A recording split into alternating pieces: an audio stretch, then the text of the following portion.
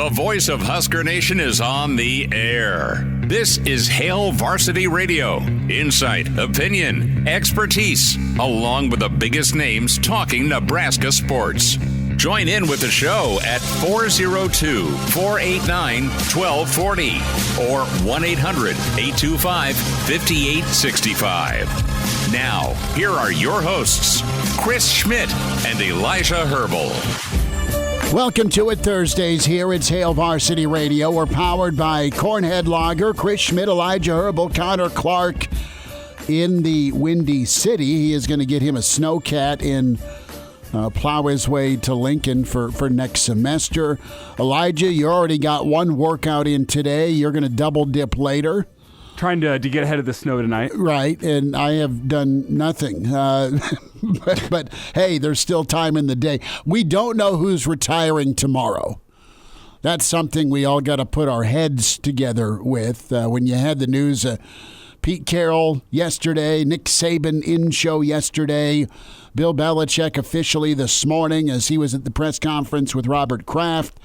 And, no slam dunk on who's heading to Tuscaloosa, but plenty to get into. Nebraska continuing to load up in the portal. Jahmal Banks in. That announcement around 8 this morning, so we'll dive into that. Numbers to get in this afternoon here on Hail Varsity at 489-1240.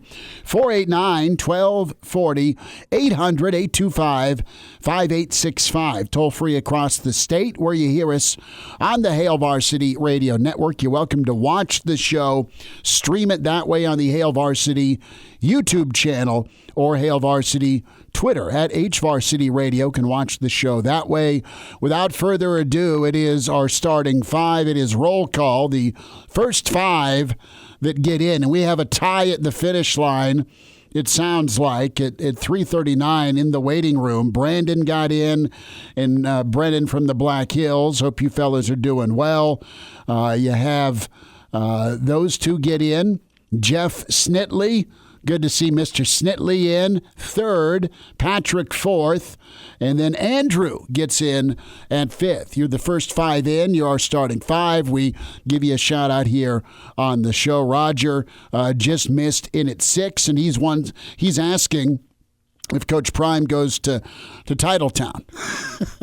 I think Coach Prime would love to go to Titletown and get to Bama, but I don't know that that's serious. I know Dan Lanning put a video out earlier that he is staying at Oregon. I've heard Kalen DeBoer. We'll check in with Gary Barnett. We had a chance to catch up with the coach a little earlier today, get his take on things. He has spent a lot of time in his life around Nick Saban, so he knows Coach Saban fairly well. So Coach Barnett in hour two. Russ Hochstein, one of our favorite Huskers, played 7 years in New England for Bill Belichick, won 2 Super Bowls, almost a third. As Russ Hochstein with us in hour two, as he'll let us a little insight on Bill Belichick. Also, he played on the offensive line with Dom Raiola, those line mates from the late 90s to early 2000s. So I love that camaraderie of those offensive lines with Milt and Dan, and we'll get Hochstein's perspective on a new Raiola era potentially in Lincoln. Brandon Vogel with Counter Read.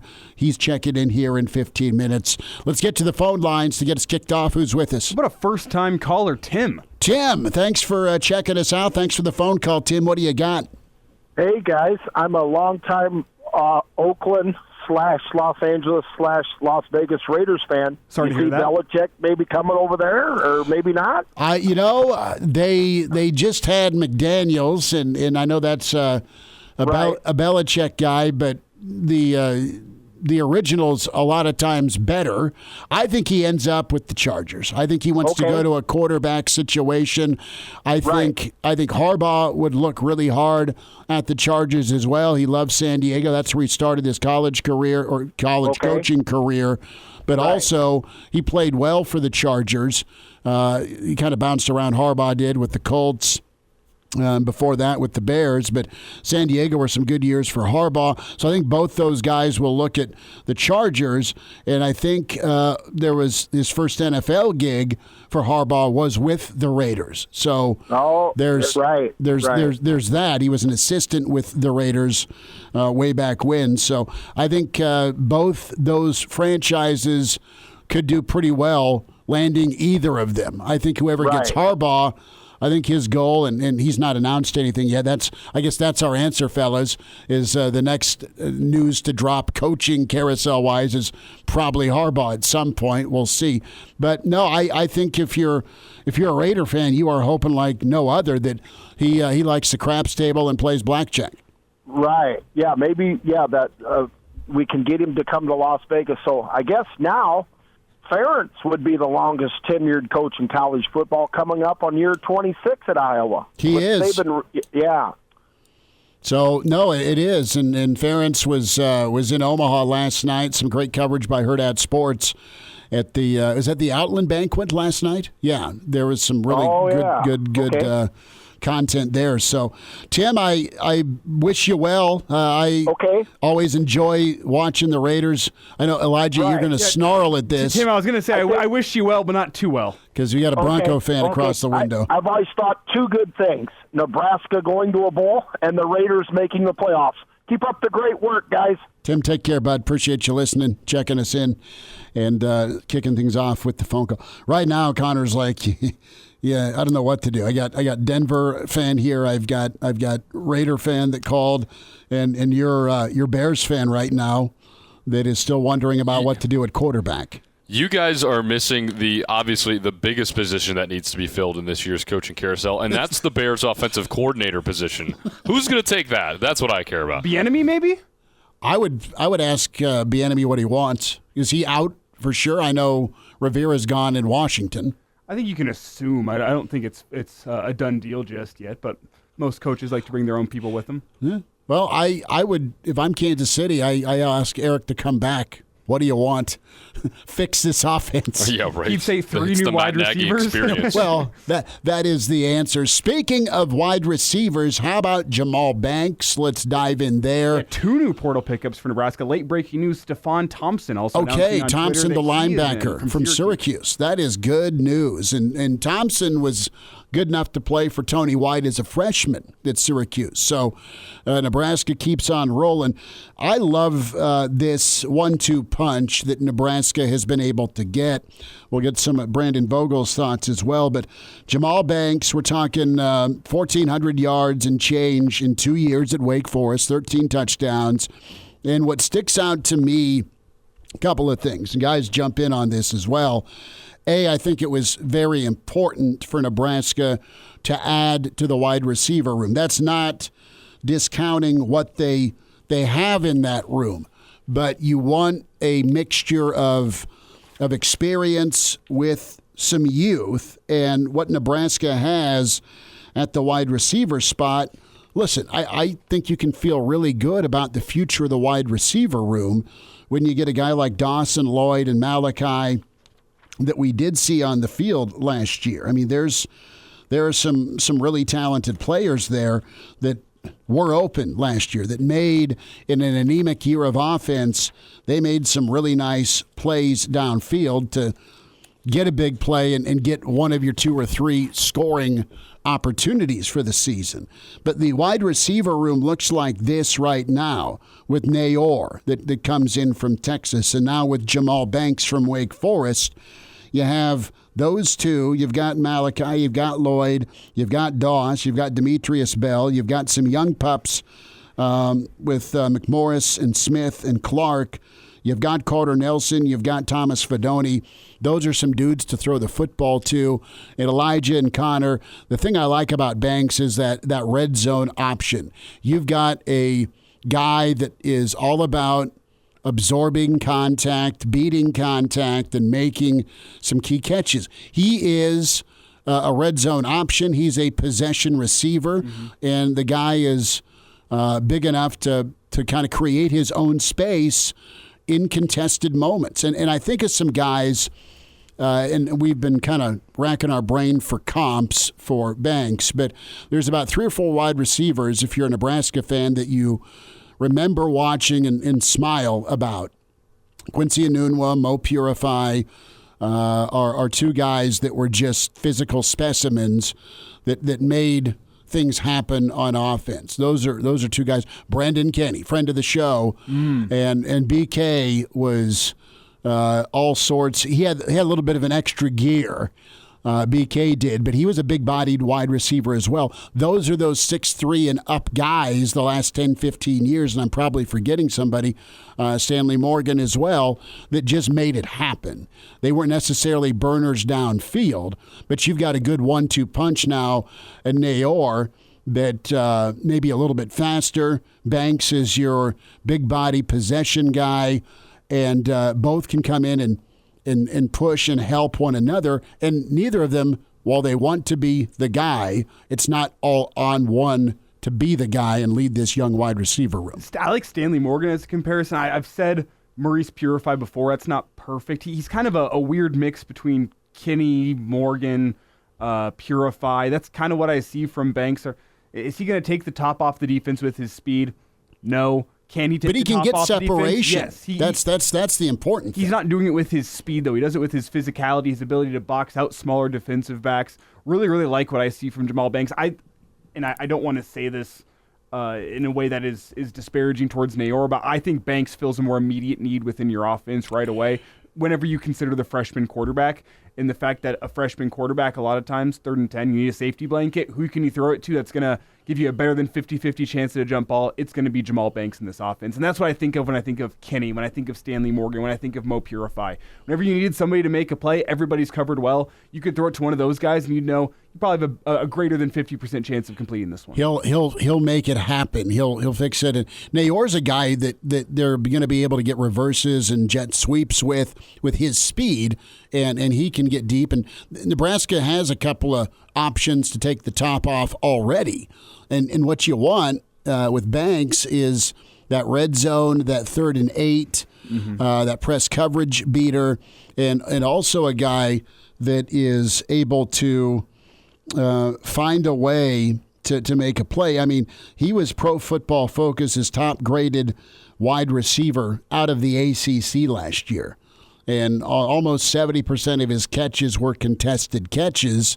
So there's some security. An insane stat. No, I know, but there's some security there for Nebraska to have that, and it's a really well-rounded room. I think Garrett McGuire did, Connor and Elijah, one hell of a job of not just talking the development game, but showing what he's going to do to make Banks a guy that can maybe be a Sunday option. Yeah, and you have some elder statesmen in the room now that can mentor those younger guys and allow them to make that sophomore year jump. You hear that so many times from coaches. Guys make the biggest jump between their freshman and their sophomore season. If guys like Doss and Malachi Coleman and Jalen Lloyd can make that jump, combined with both Nayor and Banks, I don't think I have worries about the wide receiver room, assuming those guys make that jump. And maybe they don't. Maybe they never do. You never know in the game of college football. It's kind of hard to project that development. But what I know about Matt Rule and his program is that guys are more likely than not to make the jump that is expected of them. I mean, really, whenever you add in the Thompson news that was breaking here about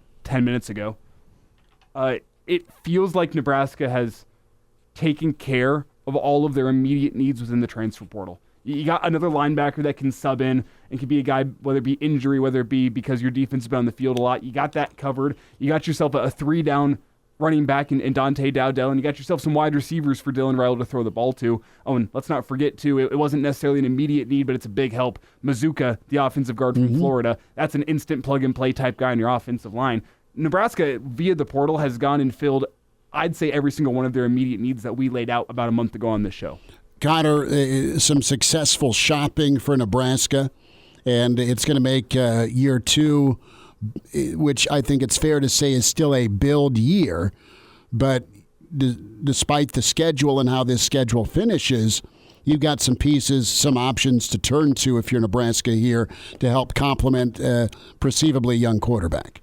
Maybe I'm foolish for being surprised of how well Matt Rule has done in the portal, because it seems like every single day we have somebody new that Matt Rule has corralled here, and Jahmal Banks being one of the newer ones, obviously. Elijah just broke the news the other day, or the other minute, rather.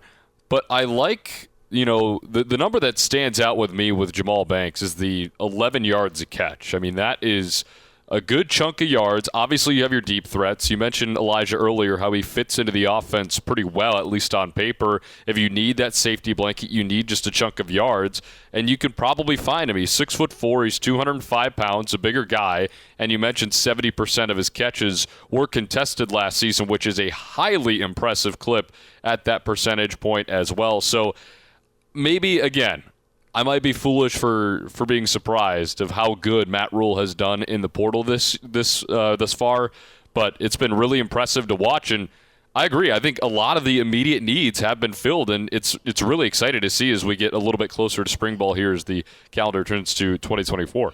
Spring's going to be fun to watch. Not only Raiola, Kalen, see what Harburg's progression looks like. What's that offensive line look like with a number? I think one of our wonderful stream participants laid out, I forget who did it, but the combined starts you're going to have on the offensive line next year, presumably. And then you got defense coming back, which is good. And Anonymous, we'll talk a little bit about Bama, New England as well. Anonymous nails it. Mike Riley to Alabama. Make it happen. We might get Vogues' wrong answers only for Tuscaloosa next. And now, back to Hail Varsity Radio. Thanks for spending time a Thursday with Hail Varsity Radio. We're powered by Cornhead Lager, Chris Schmidt, Elijah Herbel, Connor Clark. We welcome in with Counter Read. It is Brandon Vogel at Brandon L. Vogel on Twitter. Can find his work, Aaron Sorensen, great stuff at counterread.com. Really awesome column on Nebraska's win over Purdue from Vogues. And Vogues, it's all about the portal, man. Nebraska keeps doing their thing in the portal. Let's get your reaction to Matt Rule and the work the Big Red have done so far. A linebacker today, a wide receiver this morning. Yeah, they've done something that I very infrequently successfully do, which I think they are actually getting everything off the shopping list. And it's tough when you got to compete. When you got to compete at the grocery store. I don't have to do that, but I inevitably always forget something, even if I've got it written down. But in terms of my off-season punch list, with the addition of Thomas lately from Syracuse, the linebacker, I think they kind of checked all the boxes so far. And even, I don't think Nebraska had to have an O-line addition, but to get one who's experienced, other than specialists, and this is why they're hard to get, other than specialists, I think O-line in the portal is about as plug and play as you get. You got a guy that started basically an entire season at Florida and started games before that. Guy's probably going to play. Ben Scott played the entire season at center. That's what you expected you were getting, and that's what you got. And it doesn't work that way all the time at some of those other positions the further you get away from the ball. How many beers deep would you need to be to throw hands with Mazuka. Because you saw the footage of him taking on Florida in the old striped Go Vols end zone from this past season. Yeah, I don't know if enough exists. I'm a peaceful person. We'll put it that way. So it depends what kind of fight we're talking here. Because if it's just let's see what happens. No bad blood. The amount would probably make it hurt less. It's one. That's what I meant. It could be fun, I meant to numb the pain. Not that I don't bet on you all the time, Vogues. It was more of a Connor got it. It was more of a pain numbing question here. Well, think about the free publicity you'd get. Local radio host fights Nebraska offensive lineman. See it on video. That's free publicity for Hail Varsity Make that Radio. a pay-per-view. Are you kidding me? That's what I'm saying. And put it on Peacock, right? Yeah. Local radio host talks too much crap. Gets hands thrown. No. You are feeding players very bad ideas right now. Yeah, NIL, the new NIL. Steel cage. Geez. Steel cage. There we go. Save the radio hosts. Right. There'll be, you want to talk about the largest bet laid at the sports book? That could be the radio new year-end bonus, is you have to go earn your bonus in the steel cage. That's pretty good. Vogues, let's spend a minute on the wide receivers. We talked Banks, Nayor, and any comps that come to your mind? We're kind of trying to get the Banks comp, and we hit some of the greatest hits of, the Anunwas of yesteryear, or Mo Purify, just that big-bodied red zone guy that Stanley Morgan, that just made it happen because physically they got separation. It wasn't necessarily a speed thing. Yeah, all the guys you mentioned are kind of the first ones that come to mind. I think, with Banks, if he's Nebraska's Anunwa, you did really well. But even if he's sort of, a Brandon Kinney, who really good receiver, highly valued coming out of junior college, Nebraska is just pretty talented at wide receiver at that stage, but he came up with some huge catches and made some huge plays as a guy who is capable of probably being a number one, but on those teams was maybe second or third option. So when you look at Nebraska's the makeup of the room, not only did they need to add some experience at wide receiver, they needed to add some size, and they've done both of those things. And I think all of a sudden it frees up their group of young receivers to kind of be what they can be to the best of their ability. They don't have to be something else. So you look at these bigger receivers that Nebraska's added via the portal. Nebraska's got plenty of speed, I think, at the wide receiver room with that group of underclassmen. So now you can kind of hit teams both ways. You can hit them with the speed angle. You've also got some of those big bodies that can just you can push the ball downfield to, which Matt Rule is kind of become the phrase of the offseason early on, push the ball downfield. So I like the makeup of that room quite a bit. I know we talked about it, I think, last week before Banks was in, obviously. You got one, okay, that's good. You might have covered your needs there. You get two, all of a sudden, you start to think, okay, now they might actually have, that wide receiver group is poised to be a weapon rather than just is it up to standard. Brandon, with those wide receivers, with an offensive guard, you had Dowdell to the conversation, now Stefon Thompson, the linebacker from Syracuse. Do you feel Nebraska has filled all of their needs that they had coming into this offseason in terms of areas where they needed an immediate impact kind of guy? Because I think of running back, wide receiver particularly. Offensive line probably needed a guy. They would have been fine without it, I think, but you really could have used an upgrade there. And then at linebacker, you get a third guy. Whether or not he's a starter, Stefon Thompson's probably going to get some play time next season. Did Nebraska fill all their needs? Yeah, I think so. I think with the, caveat at quarterback, which before – that was on my list before Dylan Raiola had flipped, and Rules talked enough about that, about they chose to go that way. So you can kind of push that one off to the side. Minus that one, yeah, I think they have. I'm trying to think back because I did a big transfer portal primer, and quarterback and wide receiver were both in kind of my must category. I thought running back and O-line and linebacker were in the, if you can take one, or if you can get one, take one.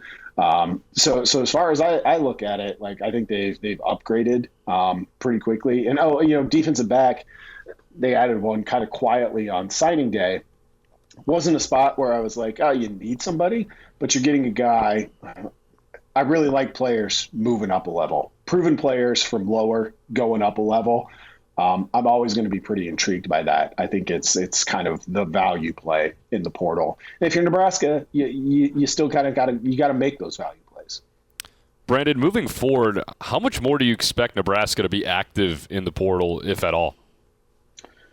Probably not much, unless Alabama wants to. Half of Alabama's team wants to move to Lincoln, given yesterday's news. But I think I would expect them to be pretty quiet from this point. Like now that they've gotten this group in that was here over the weekend, had a really high success rate with that group. I would expect them to be like, okay, it's time to start geared up for spring football, which is going to start, more quickly than it seems. First guy, if I'm Matt Rome giving a call to from Bama, hey, Caden Proctor, you want to come back to the Midwest? Was that Alabama weather too nice for you? I'm giving him a call. 5-star offensive Was it too tackle. nice? Yeah, son, let's talk. Do you miss snow, son?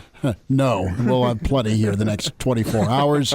Vogues, let's go to Saban and the announcement yesterday.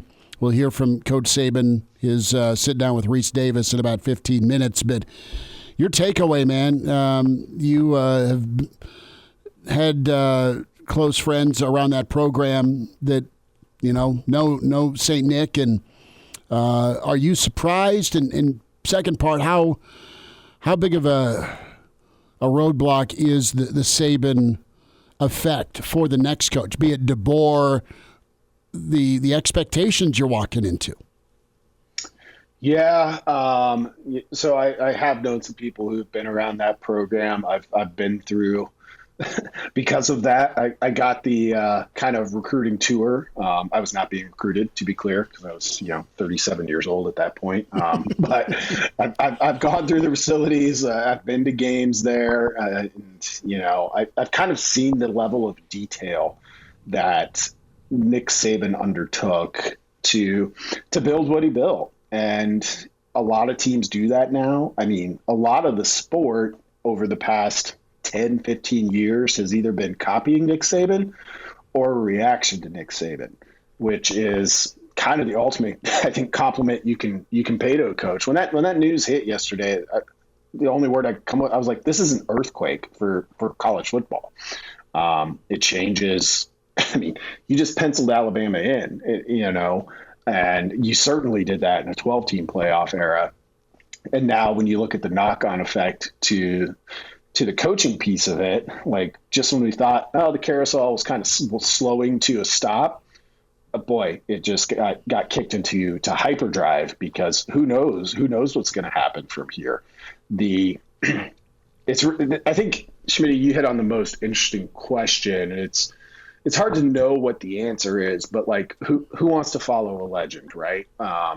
It's tough. Like Alabama's undeniably one of the best jobs in the country. But you look at somebody like Steve Sarkisian, it gets really interesting. Like, is there anything he can't do at Texas that he could do at Alabama? Right. Maybe not, but you have that big piece of what at Texas, he's just trying to get him back to that spot. He doesn't have to deal with because it's almost inevitable. If we agree Saban is the best that's ever done it in college football, and I would agree with that, he had to overcome Bear Bryant at his own university to do that. And it's super impressive. And we could spend an hour talking about why that isn't the case. But it's almost inevitably going to be worse. I mean, look at Ohio State. I wrote this after Urban Meyer's last bowl game. I was like, Ryan Day looks like he's really good.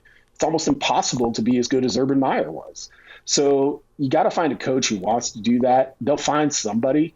No doubt. And they'll find somebody who's very good. It's just hard to know who that guy is. I mean, if the reports are to be believed, Dan Lanning said, thanks, but no thanks, which he was kind of to me, the slam dunk hire. Yeah. Kalen DeBoer, I respect as much as anybody in the country. That's one where you're like, yeah, you can do some things at Alabama that you don't have. You might not be able to do at Washington as consistently, but you also have to deal with a whole lot more stuff than you have to deal with as the guy who just took Washington to the national championship game. Brendan, last thought, 10 seconds. Who's the worst hire Alabama could make right now? There's a young. He doesn't have head coaching experience, but I think Connor Stalions, young assistant at Michigan. I want 5 more minutes with Vogues, because you spent time in Boston during the Belichick heyday era. Can we get 5 more minutes? Yep. All right. Brandon Vogel, counter read, Hail Varsity continues. We're powered by Cornhead Lager. We'll check in with Russ Hochstein, who played for Belichick. Next hour, Coach Barnett in hour 2. More with Vogues on the way. And now, back to Hail Varsity Radio. Some overtime with Brandon Vogel. Counterread, counterread.com. Reminder about your friends at Dyer Law. Workers' Comp. Confused about your options for workers' compensation? Put your trust in the team at Dyer Law. They'll help ensure you that your rights are protected and you get the settlement you deserve. Call Dyer Law today at 402-393-7529 or visit Dyer.law to chat with a trusted professional about your workers' compensation claim. 402-393-7529 with Dyer Law.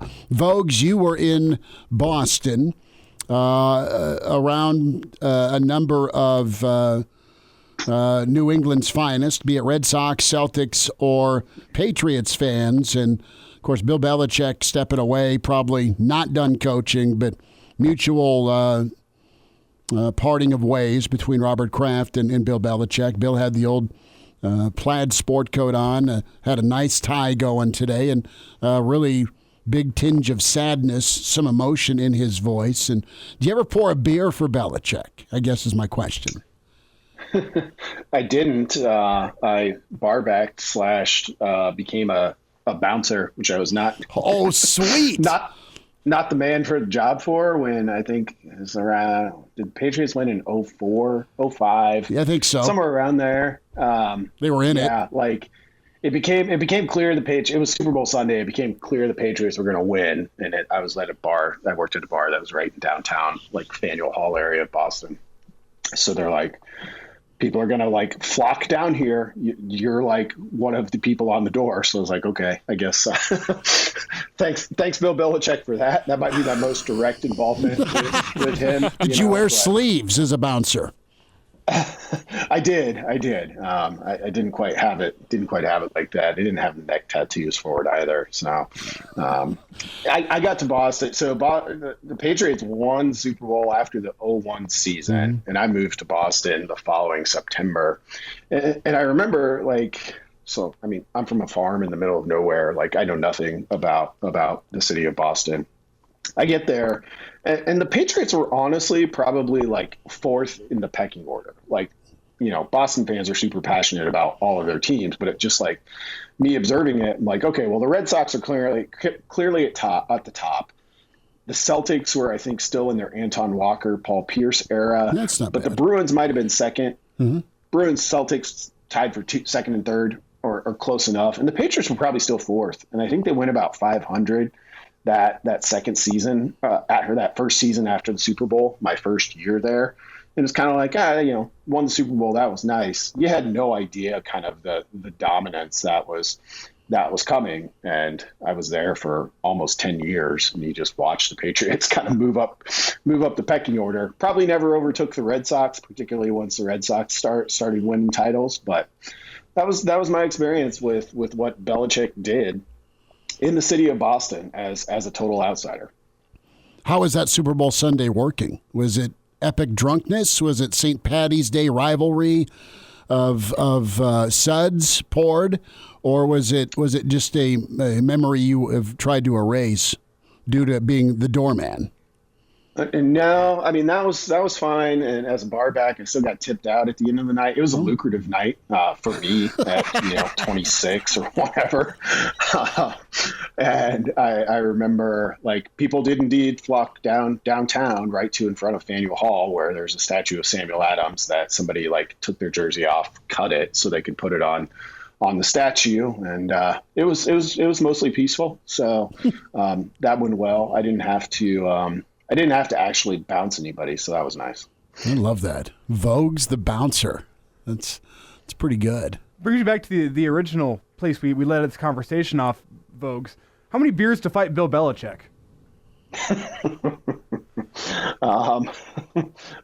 Maybe at least a countable number, because he's not O-lineman sized, but I feel like that's more of a reputation thing at that point. I was going to say, in terms of tenaciousness, like I'm not eager to hop into that one either. Vogues, what's happening with Counter Read? How can folks get in touch? Yeah, you can check us out at counterread.com. It's a Substack newsletter from myself and Aaron Sorensen. As you mentioned earlier, Chris, wrote a little bit about basketball this week following Nebraska's win over Purdue. Not to be the downer at all times. It's just how I am. Great win. Look at that game. I'm like, well, you're not going to shoot 60% from three very often, but there's some reasons that I think what Nebraska has right now is sustainable. So you can go there and check that out. That's one of our free newsletters this week. Coming tomorrow, Aaron Sorensen was at Malachi Coleman's, one of his camps, which is a really good story. Cool. That's coming tomorrow on counterread.com. So hop on over there. You can check it out for free. You can sign up as a paid subscriber right away. Multiple options for anyone who wants to find out what we're doing over there. Vogues, thank you for the overtime. Appreciate you. We'll talk Saturday, all right? Sounds good, guys. Thanks. There he is, Brandon Vogel with us, counterread.com. I knew he had some sort of interaction during the Belichick era / New England heyday. And imagine being a bouncer on Super Bowl Sunday in downtown Boston. That sounds like a nightmare. That's he handled it well. I mean, he didn't cringe when we asked him about it. Do we have time to squeeze in Belichick here as his announcement? No, maybe, yeah, sort of? Yeah, okay. We're good. Okay. Oh, yeah, we're good. This is Belichick, his announcement that he's saying goodbye, his presser this morning with Robert Kraft. So many memories of the fans, the send-offs, the parades, the Sundays. Whatever the situations are, the letters of support, seeing the fans, away from here, at a gas station or a grocery store, or where would you bump into them? Patriot fans here, and not just in New England, but they extend nationally and even internationally as I've traveled. It's amazing how far the arm reaches. We saw that this year in Germany. So appreciative of the fans for all the support they've given me, my family, and this football team. And it's with just so many fond memories and thoughts that I think about the Patriots and I'll always be a Patriot. I look forward to coming back here, but at this time, we're gonna move on, and I look forward. I'm excited for the future, but always very, very appreciative of the opportunity here, the support here, and what you've done for me. Thank you. So a guy that's been robotic, perceived as robotic, very touched in his voice, and he did not say it's on to Los Angeles. He did not say it's on to Las Vegas.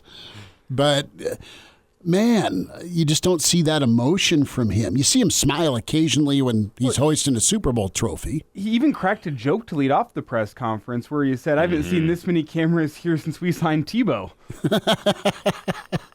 Like, just a different feeling press conference. Like the weight of the world was lifted off his shoulders just a little bit, and maybe having Mac Jones as your quarterback will do that to you. But he felt a little bit different today. Wow. Can I say a couple of things? From 2016 through 2021, this stat blew me away. Every draft pick they've had from the first through the third round, from 2016 through 2021, none of those guys have signed a second contract. He's been their key and chief talent evaluator because he's been the grocery shopper and the chef. And New England killed it forever with fifth round and beyond draft picks, right? Or free agent guys. And it's just, it's not the same anymore. And he'll find a greener pasture, allegedly.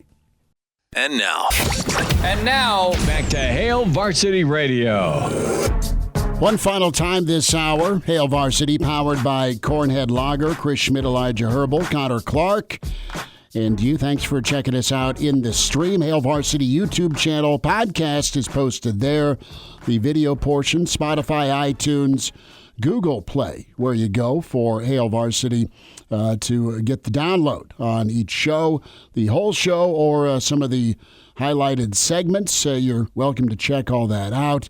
This is Nick Saban with Reese Davis. The all-important why. Why are you stepping down?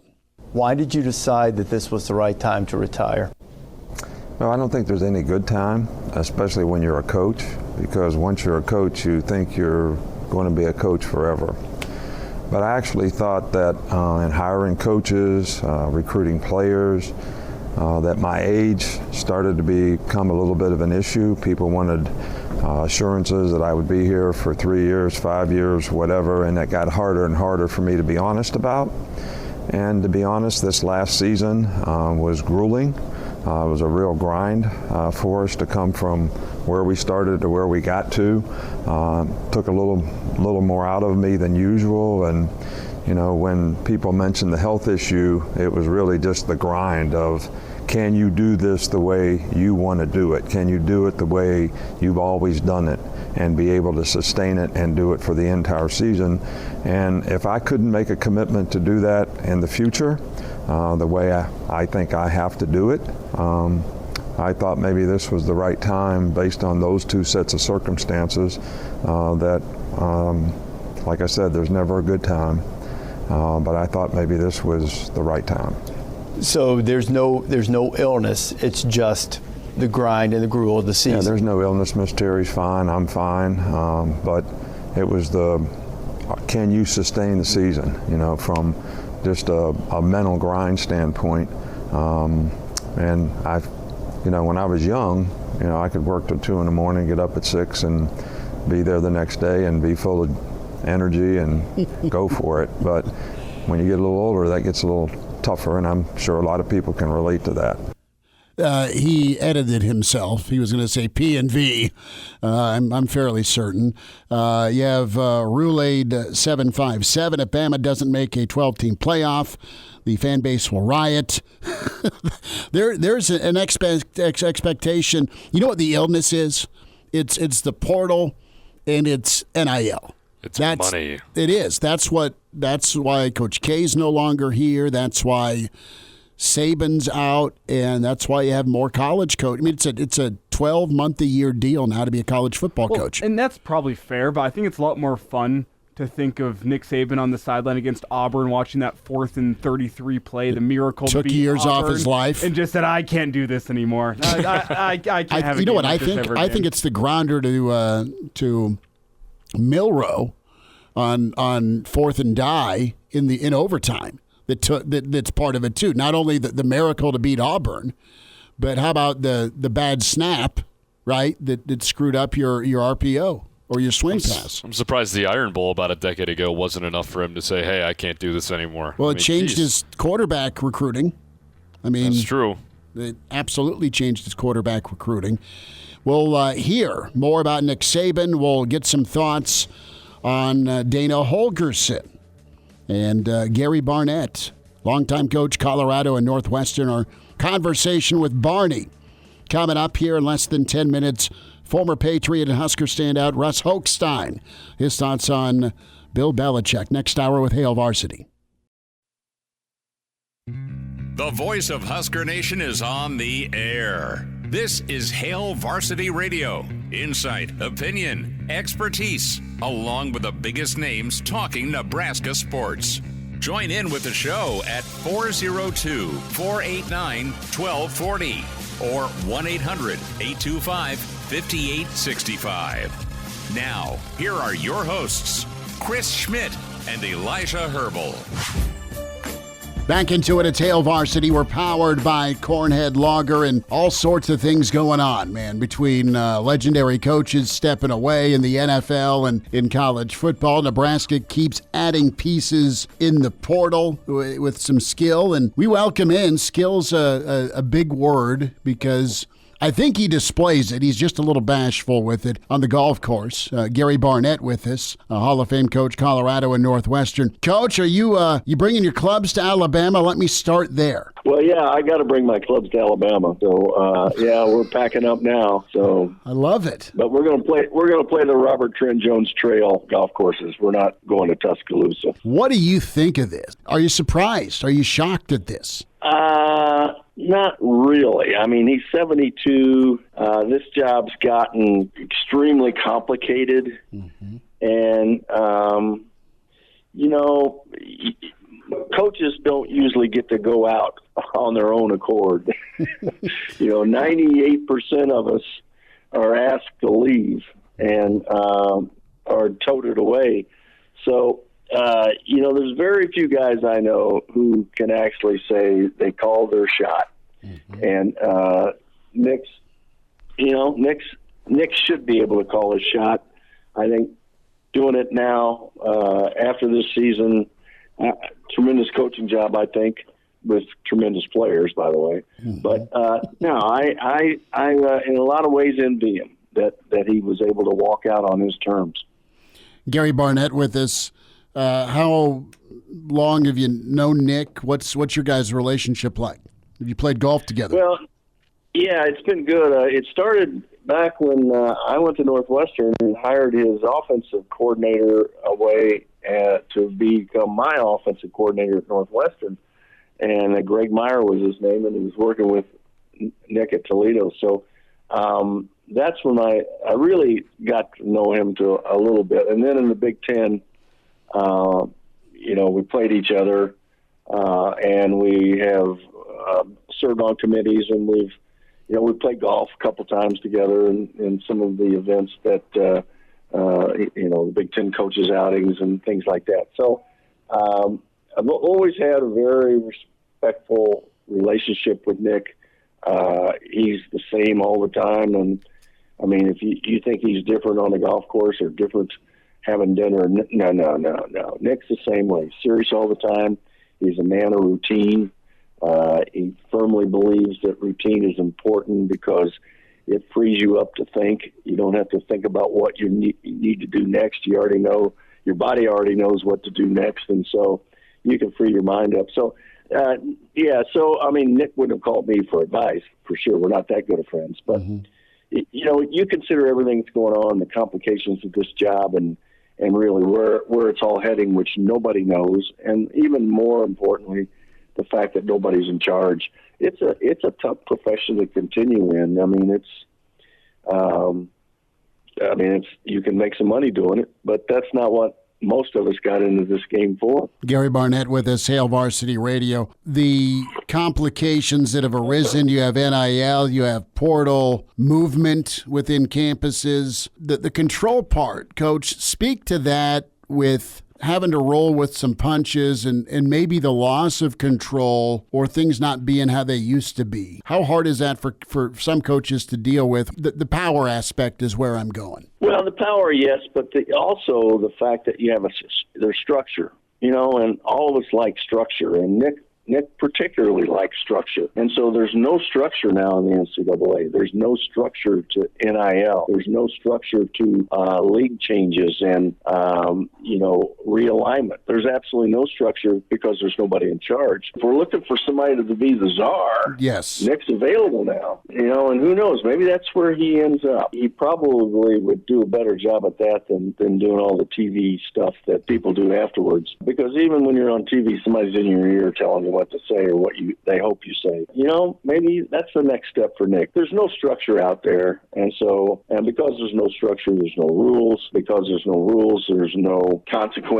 There's no accountability, and frankly, football coaches don't handle that very well. And you have to turn it over to somebody who can deal with all that ambiguity, somebody on your staff, or hire somebody that can deal with all that. And even then, it drives you nuts. You don't know who to ask, who to go to. It's a really complicated deal, and I can see why. I don't think that's the reason Nick decided to call it quits. I think it's just part of it, but I do think it's part of it. Coach, with this college football czar, I agree with you. I think that's a direction he could go. I don't know how soon we'll get a mega league of 64, the kind of that offshoot we've talked about. That said, do you worry about that being a reality? I mean, how will that tug of war go between conference commissioners and then one super conference? Well, I don't think you'll move to one big mega league. You may have one division, one big division, but the leagues have to be different because of the money. Yeah. There's no way the SEC, the Big Ten are going to say, "Oh, we'll give you some of our money for you guys to come into our league." That ain't going to happen.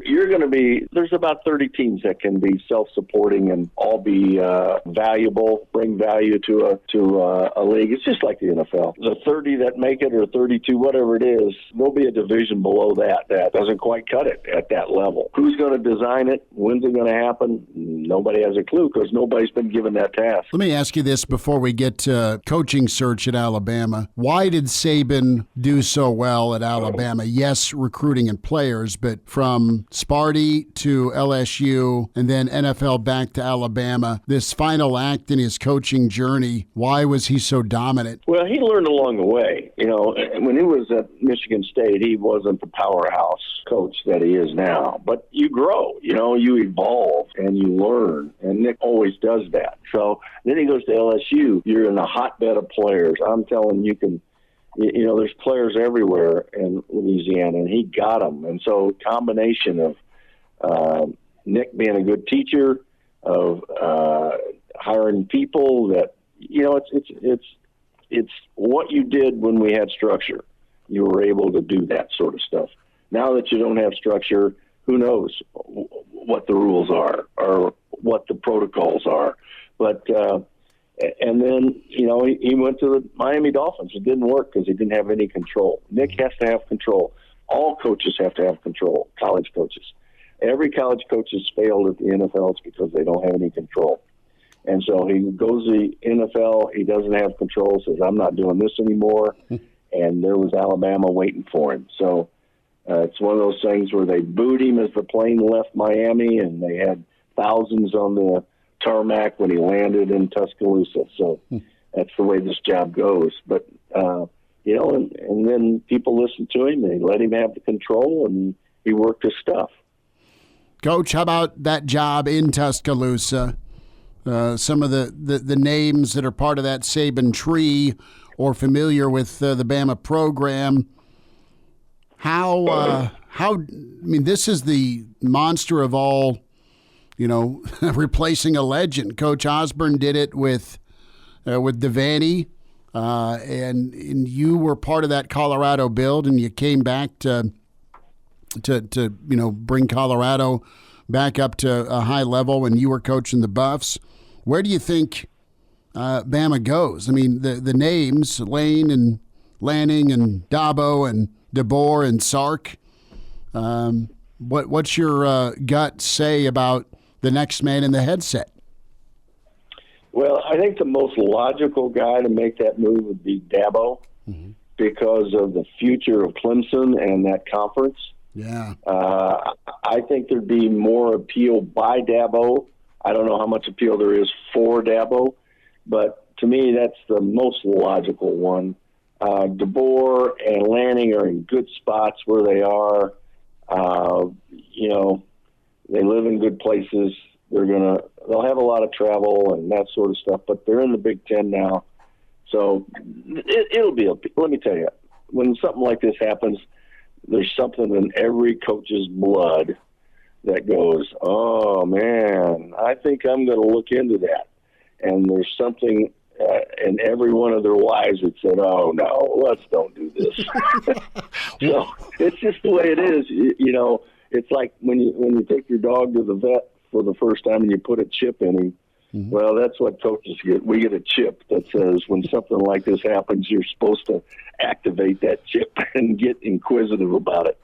What was your Bama, so to speak? What was the gig that was open that you thought about going for, or they reached out to you? Well, it was Texas.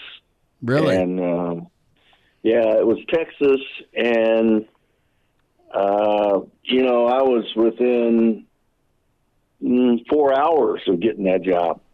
So yeah, that was the only thing I really thought I would leave for. But to me, that was the number one job in the country at the time, and it came down to Mac Brown and myself, and I was actually supposed to get on a plane, headed to the airport to get on a plane to meet with the Board of Regents in St. Louis on a Tuesday night.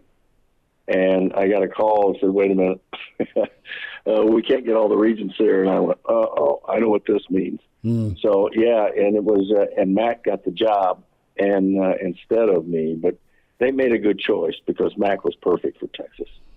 Well, so the call that said the regions aren't here, is that hey, we got another candidate, or so what happened was while I was interviewing with DeLoss Dodds and another guy, then Tom Hicks, Mac was interviewing with Darryl Royal. Oh, okay. And Darryl Royal said he wanted a grits guy and not a guy from the north, and he thought I was a guy from the north. So, and Mac had been successful too, Sure. and so it was a good match. It was. Do you say, look, I've had grits before, man. I grew up in Missouri. No, you know what? There wasn't anything I could do at that point in time. Sure. So. Gary Barnett's with us, Hail Varsity Radio. Coach, a name that's surfaced in Lincoln, at least last weekend, is maybe an addition to Nebraska's staff, and we'll see where things go. Dana Holgorsen. What's your thoughts on Dana? I know he's not at Houston anymore, but he's had success at a lot of different spots as a coordinator. He's a quarterback coach. He's also had a lot of points he put up with West Virginia and at Houston. Well, Dana's a good coach. He's a really good offensive coach. His brother played for me at Northwestern. I knew Dana a little bit. He did a great job both those places, I think, and he doesn't have to be in control of the defense. He's going to be able to put up points. So it'd be an interesting hire, especially for a young quarterback coming in like you have. What's the word, I guess, you have on Dana when it comes to his work with quarterbacks, if there is more to this for Nebraska? What's a trait of Dana that really connects well with quarterbacks and offenses? He's sort of like a savant, He's just one of those guys that's out there, and it's like Homer Smith, and I don't want to compare the two of them, but, there's just guys that do a good job with quarterbacks, and they're all just different. And, Dana's different. And so I can't tell you that I know that much about him. When you look at the guys he had at West Virginia and the guys he had at Houston, they're pretty good players. Last thought here, Coach. Michigan, Washington, too much Wolverine on the offensive and defensive line. Now the question is Jim off to the NFL or does he stay at Michigan? What do you think of the national championship game? Well, I think that Penix had to be Penix. He had to throw those things in there, drop them in like he had against everybody else. And I thought the two tackles, two guys lined up across the guards from the guards at Washington were just dominant and really caused him problems. And he never got the chance to set his feet. And as a result, he was not on from the first throw. And he needed to be on. And he had so much pressure on him. And Michigan didn't do anything unusual, but they played it really smart, tackled well. They ran the ball at him. If you throw away the first quarter, that's a heck of a game. Yeah, second quarter and the third quarter, it was toe-to-toe. In fact, Washington had the ball 4 times in the second half, and they were only down by 7 points, and they couldn't do anything with it. So that speaks to what the Michigan defense did to those guys. So, I thought Michigan played really well. I thought Washington was close, but they just, Penix had to be outstanding, and he just wasn't. Last thought, Coach. Gary Barnett with us. Is Michigan open next week? You have to ask Mrs. Harbaugh because I have no idea. But nothing would surprise Ask me. Mrs. Harbaugh. Let me get on that. Either his mom, Mrs. Harbaugh, or his wife, Mrs. Harbaugh. Yeah, exactly. You know what? The only thing that stands out to me is that, he started his career at San Diego, University of San Diego. The Chargers, I think they're, I don't know what the numbers in Vegas are, but the odds are that he goes to Chargers. Yeah, that seems logical, but Jim doesn't do logical things, so who knows where he's going to go. It's more fun trying to anticipate it and just see where he lands than anything else. Coach, you have a good weekend, and let me know how Alabama is, all right? I will. All right. Talk to you later, Chris. Good stuff from Gary Barnett, Hail Varsity Radio. Good insight there on Holgorsen, college football playoff, and, of course, Nick Saban. Reminder, use your seatbelt. It saves lives. It prevents injuries only if properly worn. Make it click. A message from the NDOT. Highway Safety Office. Thoughts on Bill Belichick from the former Husker Russ Hochstein with us next on Hail Varsity. And now, back to Hail Varsity Radio. Back into it at Hail Varsity Radio, powered by Cornhead Lager. And we welcome in former Husker All-American and two-time Super Bowl champ. Most of his career spent with the New England Patriots. Spent time with Denver and Kansas City as well. Russ Hochstein with us. Russ, it's a pleasure to spend some time, and we haven't had a chance to wish you happy 2024 yet. We're a little bit into the new year, and every coach, college or pro, seems to be retiring. Are you retiring? I was retired a long time ago. But no, I'm still coaching, but not at that level. And mine is more for the joy of watching my own children grow up and play. So it's a little different than what those gentlemen are doing. But you are absolutely right. A lot of big names out there. So Russ, you're not a candidate for Bama or for the Patriots job, maybe Tennessee. That there's no truth to those rumors. There's no truth to those rumors, and I do not have the qualifications yet to ascend to that level. Russ, what did you think today with the press conference, with Mr. Kraft, with Coach Belichick, as they're mutually agreeing to part ways? End of an era in New England, and I expect Belichick to be on a sideline next year somewhere, maybe L.A., I always call him San Diego, but the Chargers. What are your takeaways with a man that you played 7 seasons for and won 2 championships with?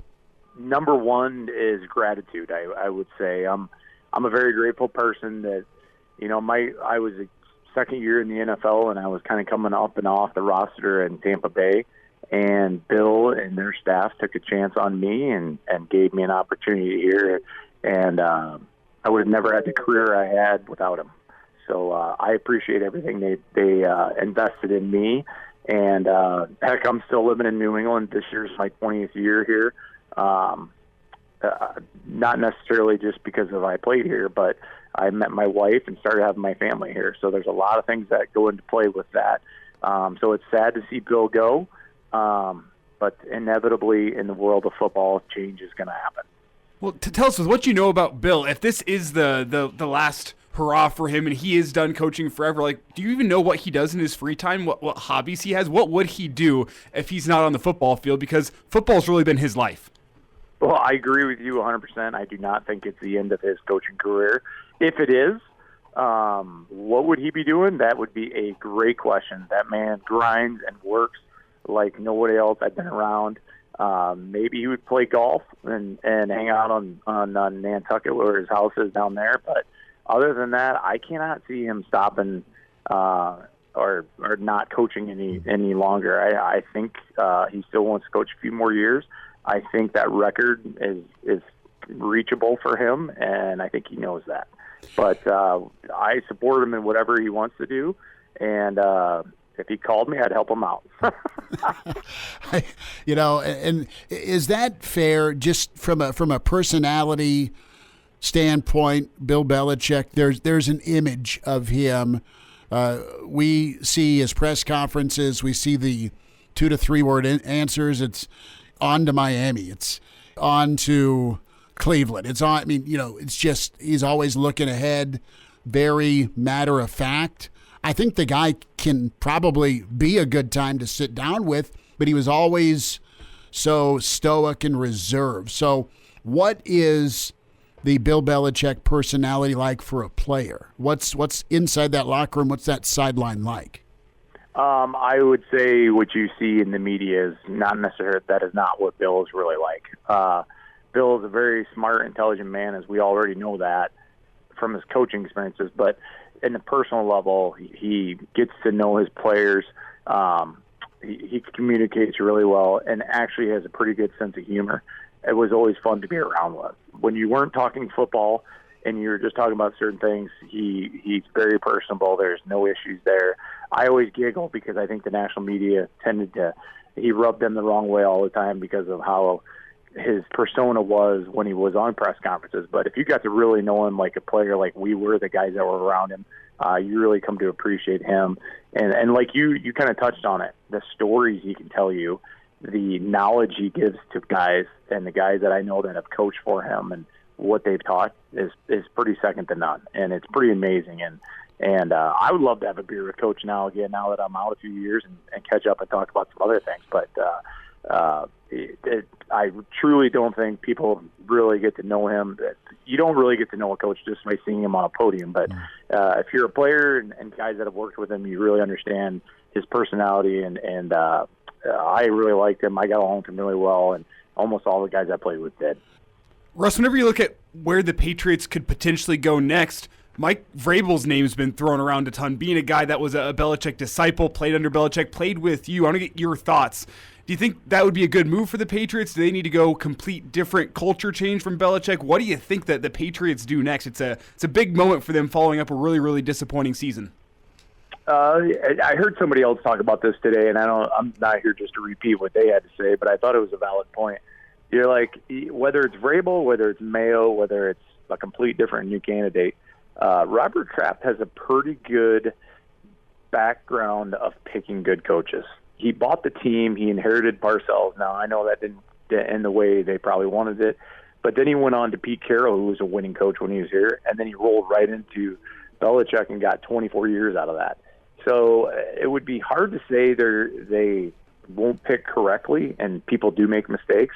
And as far as Vrabel goes, I was just at his Hall of Fame induction at Gillette Stadium, and I got to catch up with him. And Vrabel is a great coach. I know the guys that he coached love him.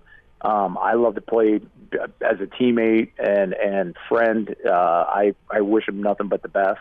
I don't know if he'll come here. Sometimes things are better left separated and not going back. But if he does decide to come back, I'd be here to help support him, and I think he'd do a great job here. And I think Hurrdat would too. I played with both of them, and I think they're both very intelligent. They are younger, which is some knocks on Bill were that, times were changing, the player personalities were changing. Can guys get along with that? The old school hard-nosed coach. And, Vrabel, Mayo both fit the mold of guys who kind of understand and can walk into a room and say, okay, 22-year-old kid, let's do it this way, and get along with people. So there's a lot of pluses and minuses, and both of them I've known very well, and I support them both and hope they both continue to go on in coaching and be successful. That's why. So I really didn't answer your question of who I think they should pick, but I think it's amazing. I do think the Patriots are a little ways away from winning. I think some people are always quick to take past success and say, hey, they can just do a couple people here, we'll flip it, and we're going to be really, really good. I don't know if that's the case right now. I think they're a few years away from that. But I am excited and just as interested as you guys to see who they put at the podium and who takes the helm. Russ Hochstein's with us. Russ, was it the perfect mesh point in football history with Bill Belichick and Tom Brady? Oh, I don't think you could argue that right now. They just what a great pairing of two personalities and between a player and a coach, and to think they're both probably the greatest of all time at those positions of what they did.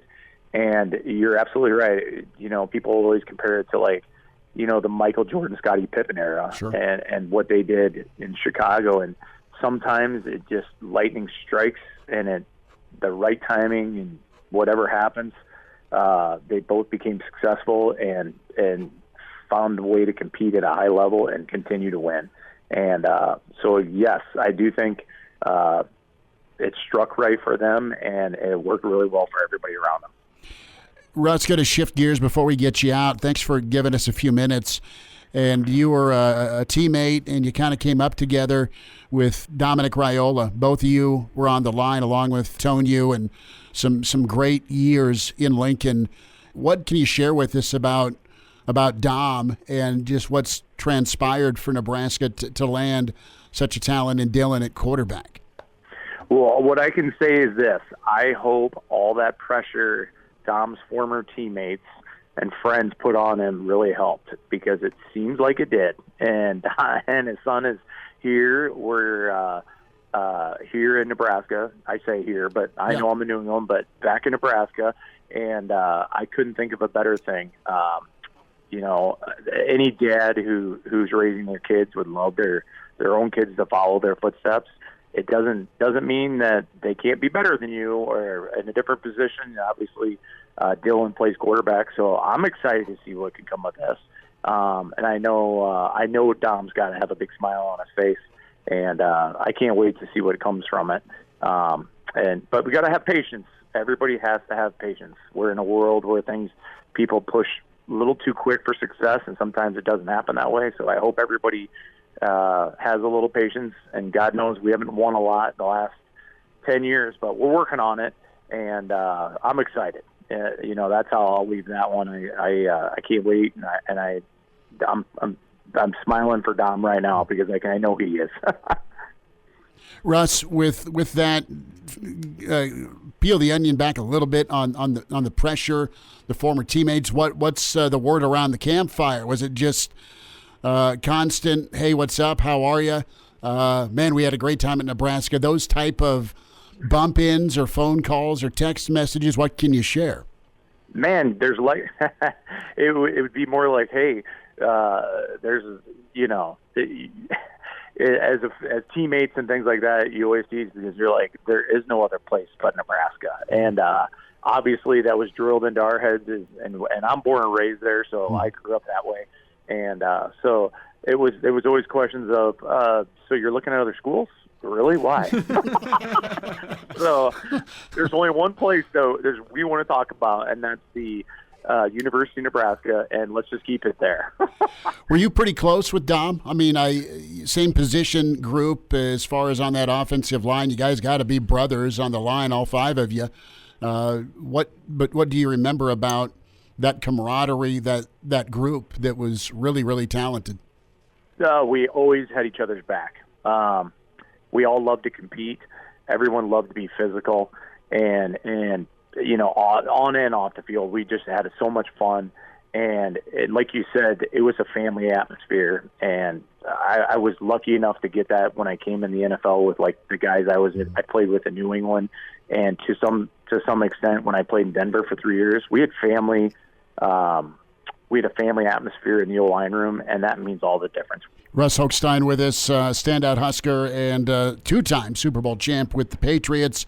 Russ, we love you, man. Appreciate you sharing some thoughts on your coach Bill Belichick, the Raiola situation, 2.0 Raiola. Should be good times in Nebraska here down the road, and we'll check in again as the playoffs move forward. Thanks for a few minutes. Well, I appreciate you guys calling me, and get your snow shovels and snow blowers out. Don't say that. Russ, we'll go find them. That's right. I appreciate it, guys. Have a great day. And now, back to Hail Varsity Radio.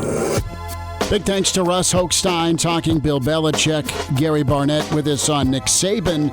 We say hi to Danny Burke, Burke's Best Bets, and can log on and find out more info with Danny Burke, burksbeat.com.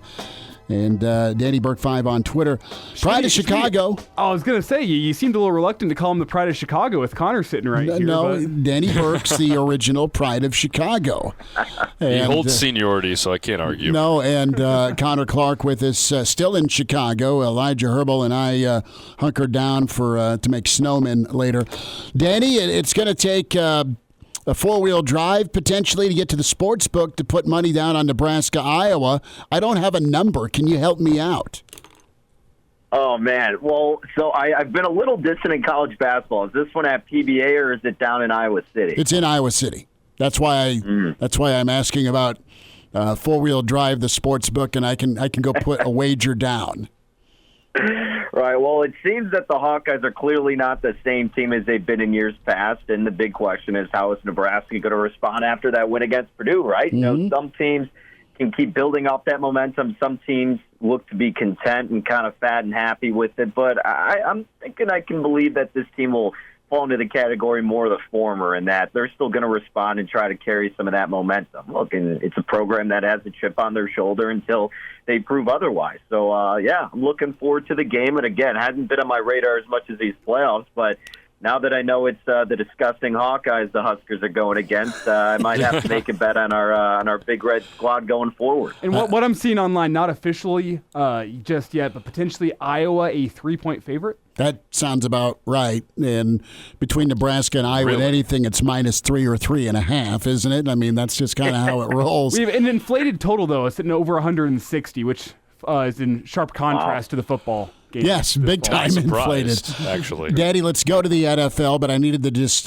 pick your brain, and I will be texting you later. And again, I will chip you off 15% for accurate information because you win. What an NFL setup. This is incredible. I love the 2 games on Saturday. I am not man enough to go survive the single digits outside in Arrowhead, so I'll be watching it. But Cleveland and the Texans, Flacco's been great, and Stroud's been awesome. What a win for the Texans against the Colts. And how do you see Saturday shaking out? Really tight lines both ways. Yeah, let's start with that Browns and Texans game. This one is, I mean, look, you're seeing the number at about 2. It was 2.5 for a considerable amount of this week. And it's just which quarterback can produce more magic in this game. And obviously Joe Flacco, what he's done, in my mind, is enough to deem him comeback player of the year. And I know there's a whole conversation surrounding that, but I mean, what Joe Flacco's done is remarkable. And the same can clearly be said for C.J. Stroud, a rookie into this situation with a team that, won like 3 games last year, an overhauled roster, a brand new head coach. It's insanity how good C.J. Stroud has been right out of the gate. And the numbers still back that up, of course. Now, C.J. Stroud has had a bigger sample size, but he's got a better touchdown-interception ratio. He leads the league. He's got a better success rate, passer rating, EPA, a lot of these categories over Joe Flacco. The other thing, though, that you have to put into this is the defenses, right? I mean, Cleveland clearly has the best defense in the National Football League and leaps and bounds better than Houston. It's not that the Texans have an atrocious defense. It's about middle of the pack. And then what it also comes down to, as we all very well know, is experience. Joe Flacco has been there. Members of this Browns team have been in this situation before. Not often, but enough to have an advantage. You don't have that on the side of Houston. If this game was in Cleveland, certainly the point spread would be different. You'd see a bigger favorite on the side of the Browns. But that's where I would have more incentive to back Joe Flacco and company. Here, I would probably entertain the idea of teasing up Houston, right? If you're getting them 2 or 2.5, tease them up 6 points. You get them over the key numbers of 3 and 7. And if you do think it's going to come down to the wire and you're kind of 50-50 like me, that's probably the way to approach it. So I have not made a bet in this game, guys. My initial thoughts had me leaning toward the Browns, but instead of either laying a more expensive money line or just laying the spread in this spot where I'm not completely confident in them, I think the safer option is to look to tease up the Texans. So that's how I would approach that first game on Saturday. The second game, I did make a bet. I actually made a couple bets here, Kansas City and Miami. It's kind of funny. I was looking at this game, and I had some friends texting me, and I completely understand why, but they're all confused, and they're saying, why is Miami catching 4.5 points here? Kansas City has not been that good this year. And you're absolutely right. They have been poor when you base it off of what we've been accustomed to and no receivers and all those things. But what KC has going for them is their defense. Their defense has been tremendous this season and has really given them an opportunity to be in a lot of these games. They're 7th in overall DVOA defense. I could keep going down the list of their other numbers, but again, we know they have a strong defense. Miami, they can be good in that category, but they are one of the more banged-up teams heading into this game, not only on the defensive side with Chubb, Howard and company, but even with Waddle and Tyreek Hill playing, they're not 100%. And you also have to understand this is Tua Tagovailoa's first playoff start. You're going in a hostile road environment in a extremely frigid temperature-ridden game that they're not accustomed to down in South Beach. So it makes sense why this line has moved from like 3.5 up to 4.5. But I didn't do that. I didn't lay the number, although I would gravitate toward that situation. I actually did a money line parlay with the Chiefs and the Cowboys. Long story short, look, the Packers haven't beaten anybody impressive on the road this year. The Cowboys are by far the most dominant home team in the NFL.